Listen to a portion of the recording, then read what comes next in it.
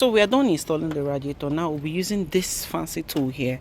It's called the cooling system pressure tester to actually pressurize the system after I'll fill it with coolant to see if there is going to be a drop of the pressure. So let me show you guys something. Immediately I tap on it, you can see start immediately saw what happened. You can see here the radiator had burst open here, you can see.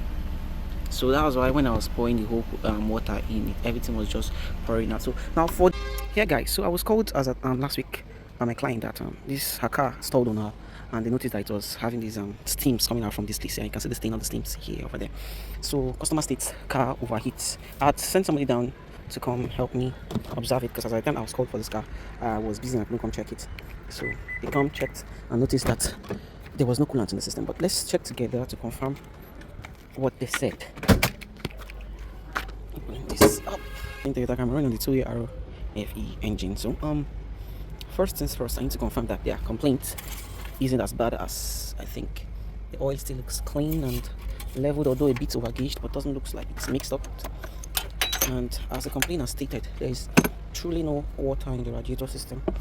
And here as well, no water, no coolant in it. Both in the radiator and the reservoir, no water and no coolant in it. It might have leaked off. The complaint, it might have leaked off, and it might be as a result of something. And from the look of it, they had already worked on this car fan wiring before, because this car usually works with a fan resistor somewhere around here. This car used to have a fan resistor, and I cannot find a fan resistor on this one. So I think they must have worked on the fan wiring or something. But let me try this. Put water in this car and see if it holds water. I'm here with water now. I'll be putting water into the radiator to see if it holds. Nothing drops off. And right off the bat, I'm hearing sound of water leaking to the ground. Let me see if I can observe where it's actually leaking out from. You can see the ground there. I don't know if it's obvious. Maybe we can have a look. I see it's not dropping. But everything seems like all the water I'm pouring in is coming out automatically. So I think this car must have actually overheated and burst the radiator, because the rate of leak is so high that I think the radiator actually broke open. And it wouldn't break open naturally. To break open if it had undergone overheating. So now the water leaking out is not the overheat. What causes the overheat is what we need to look at now. So I'm going to have the car started quickly. From the look of it, I think they've already directed the fan to run directly without getting to optimal temperature. So I would start the car and see if the fan picks up. So here we go. Car's just 70,000 miles on it, and car started up once. It has check engine light on for some reason that I do not know yet. So before it gets too hot, let me quickly look if the fan is working. So for answer, I took the liberty to actually take out this whole bracing for the radiator here, and we immediately saw what happened. You can see here the radiator had burst open here, you can see. So that was why when I was pouring the whole water in it, everything was just pouring out. So now for the car to have gotten so hot to level whereby this plastic here could not hold the pressure again, I am hoping that it has not also burst open the cylinder head gasket in between the top cylinder and the short block. So what I was showing you guys before I actually cut short to take out all these particles, the fan, if it was working. So this guy busting open is not as a result of there being no water inside. It's a result of the water actually boiling. You understand me? And water boiling might be as a result of the fan not working, or maybe the thermostat being short being stuck close. Okay, now I'm going to start the car now, and then we'll see if the fan works. So just going ahead to replace the radiator and filling the water might not be a solution. It might be just curing the symptoms. So I'll start the car again. Then we'll check to see if the fan will peak, because I think they must have made the fan be running on direct. So let me tap it a bit to see if it works. You can see the tap this one, it started working. See that? The other one is not working. Trying to get my camera to be balanced. You can see only this one here is working. The other one is not working. Let me get a good angle for you. So here's the thing. The other fan is actually turning, but you can see that it's not turning as fast as it should have. You can see it's wobbling over there. But this one shut down the car and the fan has actually stopped. Before I go further to actually explain what caused this fan to behave like this, and what actually caused this car to overheat to the level whereby it actually burst this radiator open, you guys should remember to please leave a like and subscribe to my channel for me to be encouraged to do more of this kind of explanatory videos. Now here's what happened here. This car usually comes with a fan resistor that would be mounted somewhere around here or here, that actually regulates when the fan will turn on and when the fan is going to actually shut down, depending on the optimal working temperature of the engine. Now, the optimal working temperature of this particular car, it sits around 97 to between 94 and 97. That's the optimal working temperature. So when the car gets to 97, the fan turns on, and when the car gets to around 93, the fan turns off. So it will be circling around like that until maybe when you turn on your AC, because of the condenser here, the fan is going to turn on, but not on high speed, or actually a regulated speed, which is also the work of the fan resistor. Now, since this car doesn't have a fan resistor, they had actually connected the fan direct, giving it direct power and direct ground. Now, this fan is not a three-phase fan, it's a DC fan. It's a brush fan. It runs on brushed motor. So consistent turning of the fan is actually going to eat up the brush over time. It has a spring-loaded brush inside it, which, if there is time, I might take this apart before the end of the video to show you guys the brush. So now, if I went ahead to change this radiator without fixing this fan, the same thing is going to reoccur. If I went ahead and change the radiator, fix the fan, and do not put coolant in this car, we might still have the same issue in the future, because water boils at around 100 degrees Celsius, and this car sits comfortably and finds itself working properly at around 97, which is already close to boiling point of water. At that point, water has already started turning into vapor.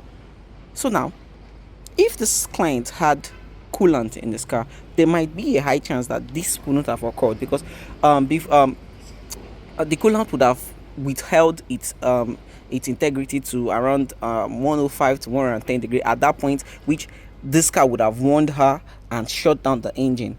But since that didn't happen, this is what occurred. Now, the people that actually ran this stuff for her might have done that trying to think that they are saving her car from overheating, whereas not knowing that it's going to be counterproductive, because the fan running directly will eat up the brush, the fan will shut down, and the client would not know. Then what happens? The car overheats and causes a problem that you're actually thinking you were solving that was not existent there before. So what I would do, I'll call the client, would give her a quote for 2 fan motors.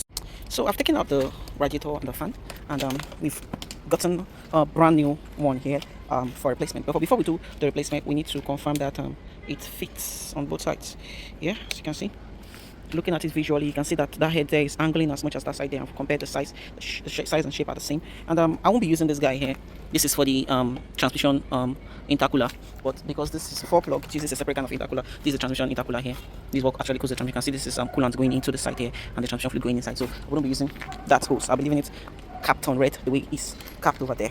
So now we actually got another fan motor, but this is a used one here, a known good used one, that I'll be replacing this guy with. And then I'll be informing the client about the potential problems that has been induced by human error, which is this whole construction that I did here. And who on earth will be using a paper tape? You can see it's also burning up already. Using a paper tape as an electrical tape to do the job. But I'll be making, because this is not this is actually a field job, I won't be making the corrections. I'll be leaving it like this, inform the client to bring it to the office, so we can actually get the fan resistor and make the connection correctly for her.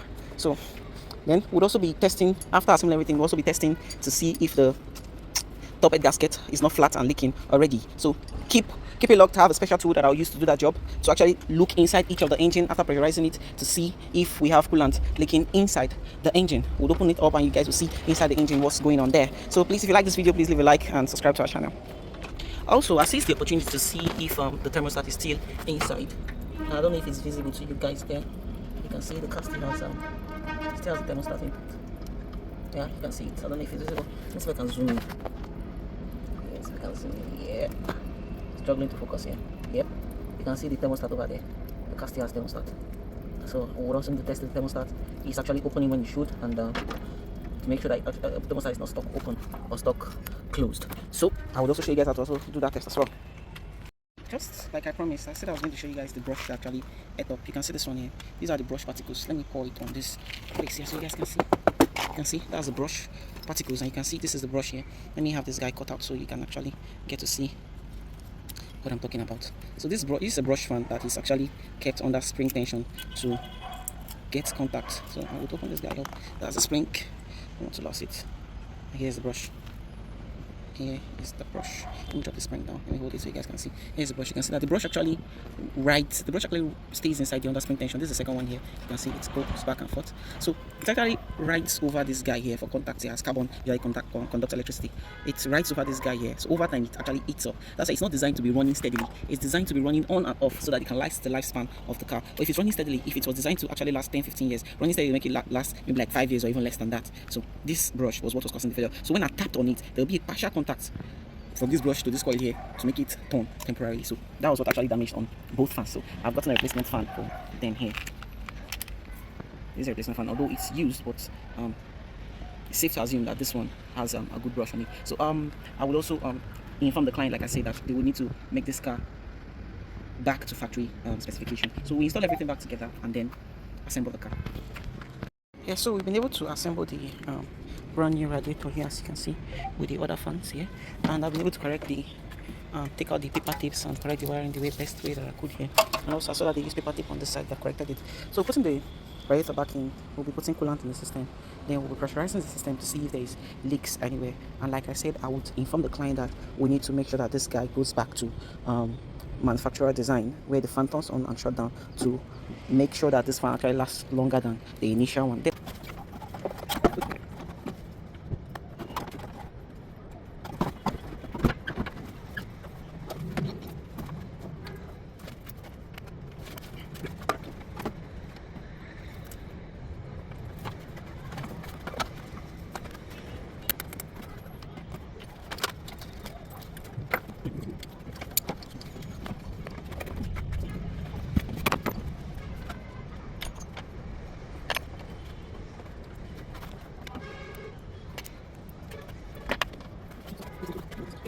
So we are done installing the radiator. Now we'll be using this fancy tool here.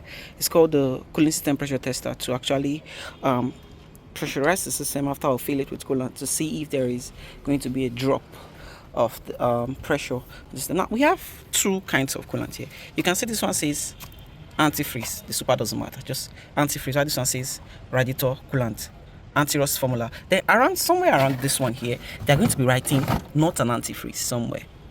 Some of them usually write it on it. Okay. This they didn't write it on it on this one here. But this one here actually wrote antifreeze on it, because these are two different kinds of coolant here. This premix engine antifreeze and coolant. Now, this is the reason why I actually bought these two kinds of coolant here. This antifreeze here feels like oil to the hands when you touch it, like a lubricant, while this one feels just like water. Now, the reason why I use this one for this car is that it will help lubricate the water pump and the cooling system entirely, help save it from corrosion, and also helps the water pump last because it also acts as a lubrication. What this one here is just like water, but it will help your system not actually develop lime inside, and also help raise the boiling point of the cooling system so that it doesn't boil as quick as water. Now I'll be using the whole of this one, then topping it off with this one here to make sure that it actually balances off instead of me topping it up with water.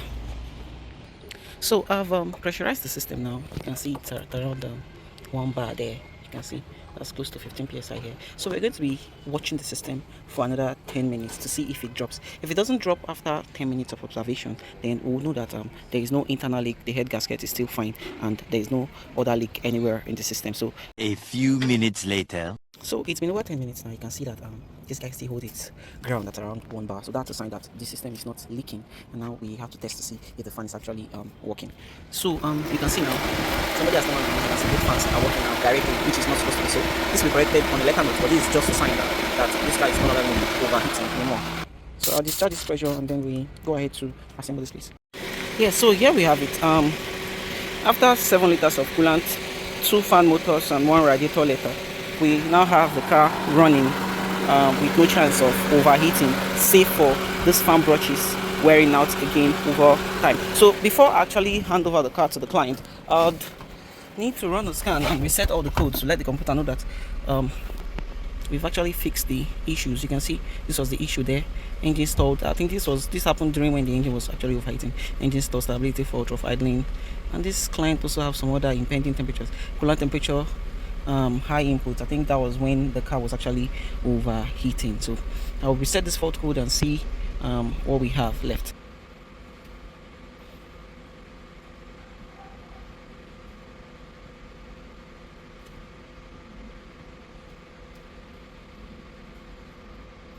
Okay, so we have engine coolant temperature. Okay, these are permanent codes. I think this code would actually go away after the computer detect that everything is working optimally. So run the car. So I think here is it. We do not have check engine lights anymore on the car. Might come back for other faults, but I think this car is now safe to deliver to the client. But we'll still warn the client concerning the fan that keeps running steady. So thank you guys for watching. This is how you actually step by step diagnose this overheating issue and actually treat the fault. So if you find this video helpful, please remember to leave a like and subscribe to our channel. Thank you.